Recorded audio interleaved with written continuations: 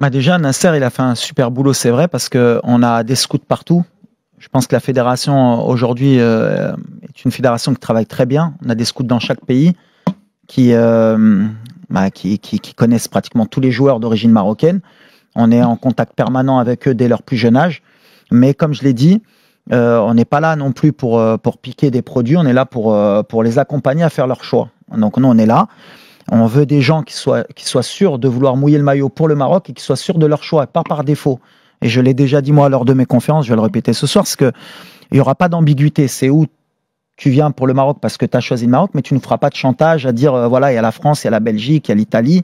J'hésite. Si tu hésites à un moment, à partir du moment où il y a une hésitation, c'est que t'es pas fait pour venir jouer au Maroc. Donc c'est soit tu viens tout de suite, soit tu viens pas. Non, parce qu'il y a une exigence qui est plus importante, parce que, comme on dit souvent, parfois il y a, quand on va faire des matchs de qualif sur le continent africain, il y a des déplacements qui peuvent être compliqués, des motivations qui peuvent être pas simples à trouver selon les pays où il faut aller, et il faut vouloir venir et être à fond dans le projet, quoi.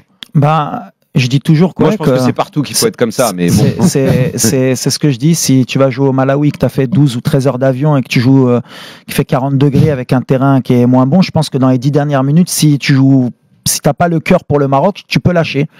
Quand tu joues pour le Maroc, comme ils l'ont fait à la Coupe du Monde, tu lâcheras pas. Et ça, c'est important parce qu'à partir du moment où il y a ce chantage et cette ambiguïté, le joueur, forcément, à un moment, il se dira, qu'est-ce que je fous là? Ouais. J'aurais pas dû venir et c'est mon dernier match et je reviendrai pas. J'avais rencontré le petit Gendouzi sur un match, je me rappelle, j'étais en poste au FUS de Rabat.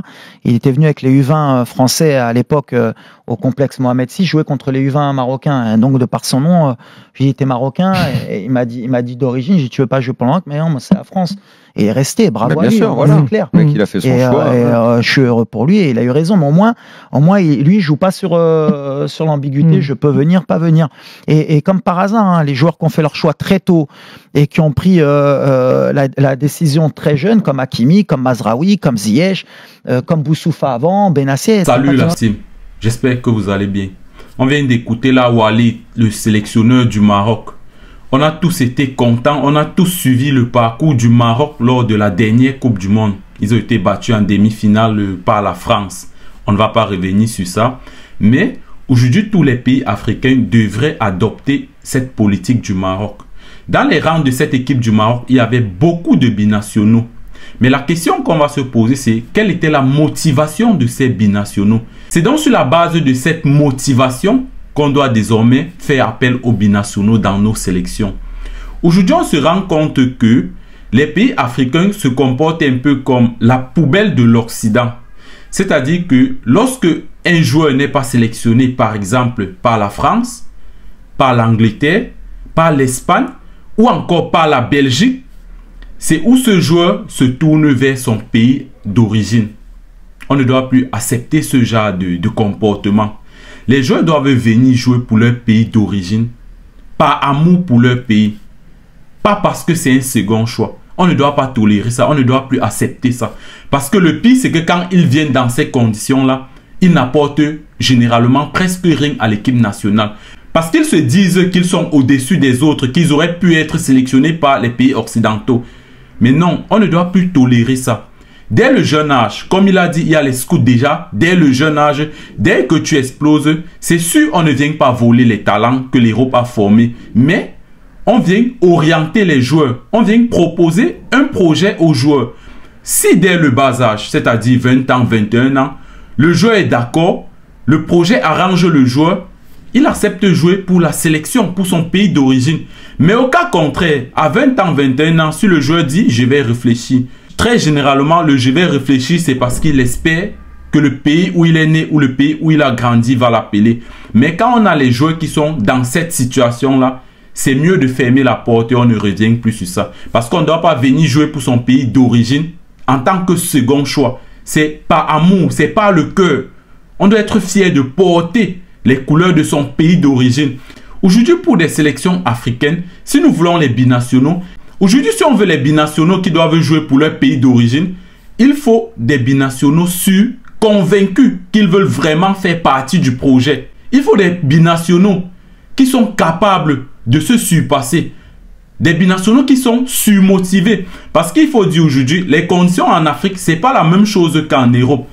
Par exemple, en Afrique, très généralement, c'est pas que je suis d'accord avec ça, mais très généralement, les joueurs ont les retards de vol. Les joueurs vont passer les 2 heures, 3 heures à l'aéroport à attendre le vol. Quand un joueur vient jouer pour son pays d'origine, il doit s'attendre à ça. Là, je ne suis pas en train d'être d'accord avec cette médiocrité. Ça, on doit aussi avancer. On doit avancer par rapport à ce genre de conditions. Mais quand un joueur vient jouer pour son pays d'origine, il doit déjà être prêt à ça. Aujourd'hui, le Maroc a fait ça. C'est parce que les joueurs étaient surmotivés. Quand tu as vu un Hakim Ziyech qui pendant longtemps a boudé la sélection, mais est revenu et s'est donné à fond. Voilà, aujourd'hui, ça a porté les fruits.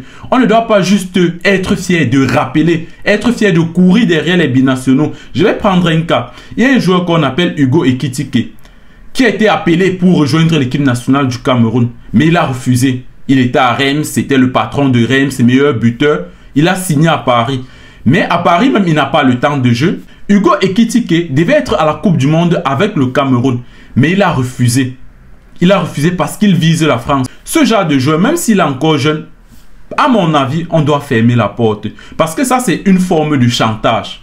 C'est une forme de pression qu'il met. Des deux côtés, il met la pression du côté de la France, il met la pression du côté du Cameroun. Mais malheureusement pour lui, la France a beaucoup de joueurs. Ça, c'est sûr. La France a beaucoup de joueurs. On ne peut pas céder. Mais c'est nous sommes toujours derrière à courir après lui. Je parle d'Hugo Ekitike parce que c'est la deuxième fois que Samuel Eto'o rencontre Hugo.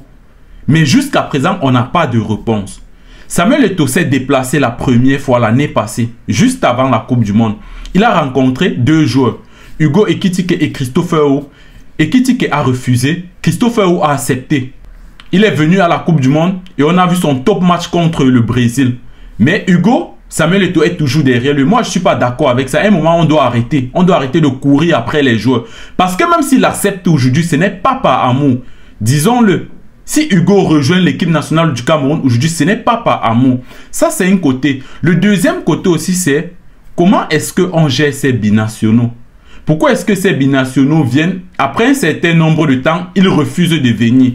Il y a aussi ce côté qu'il faut arranger, la gestion des binationaux. Je prends un deuxième cas. On a Enzo Tchato.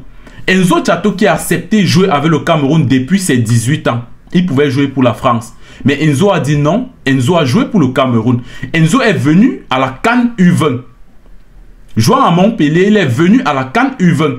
Aujourd'hui, Enzo Tchato est presque titulaire à Montpellier. Mais on a laissé Enzo Tchato. Enzo Tchato n'est pas allé à la Coupe du Monde.